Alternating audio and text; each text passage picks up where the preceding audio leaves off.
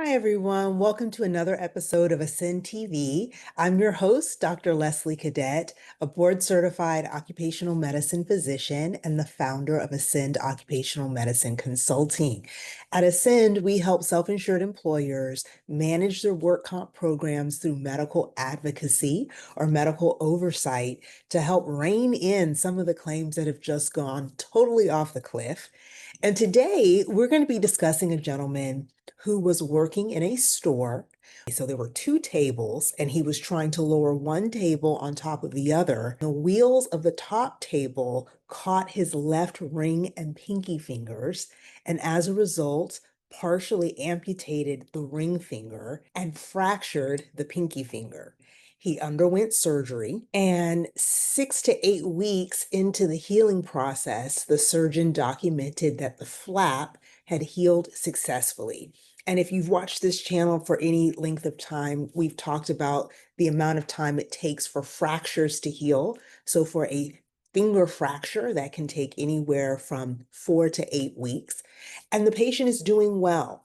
And so going through the medical notes, we noticed that the surgeon said this gentleman is not able to return to work despite the wound flap healing well, and that he should probably stay out of work for another 3 months while he's doing occupational therapy. Well, immediately, this was a yellow flag. And we reached out to the treating provider to say, hey, if the wound flap has healed well, and now we're moving on to range of motion activities, is there a reason why the worker can't return to work with a restriction that says no use of the left hand or no lifting more than 1 pound with the left hand? All right. What's interesting is the manager for this particular worker stated the worker raking in their yard, trimming trees in their yard, and felt like he was probably antsy that he had shared with his doctor that he wanted to go back to work. So why would a doctor keep a person off of work when the wound is healing well, has healed well? They're obviously able to do a variety of activities well beyond their ADLs or their activities of daily living. They can put their clothes on, they can feed themselves, they can bathe, and they can even go out and do yard work. Why would they not be able to return back to their occupation? And in this case, the worker is a manager. So it's not as if they need him to come back and start lifting tables again.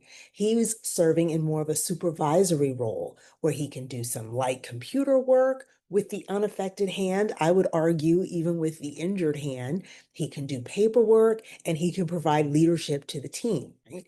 I'm sure if you're watching this video, you have claims in your queue where the person has had surgery, they're healing great, or they've healed completely. And for whatever reason, the doctor continues to keep them off of work. I would argue in many instances, it's just a lack of education.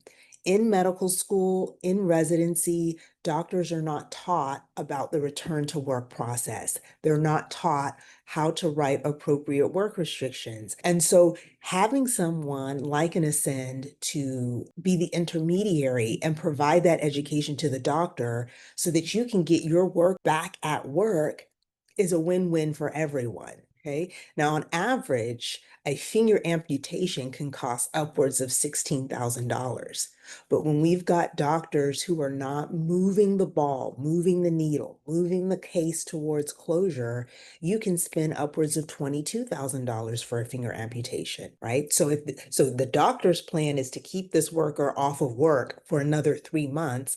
That means you, as the employer, if you're self-insured, you are having to pay their wages for the 3 months that they're not at work, and you're not getting the benefit of their productivity. So if you don't have someone keeping a close eye on these things and providing education, you could be spending thousands, hundreds of thousands, if not millions of additional dollars that you don't need to spend simply because there's nobody in place to educate your doctors. And so that's the difference that ASCEND brings to employers. And so if this is a problem that you've noticed in your business, we'd love to collaborate with you.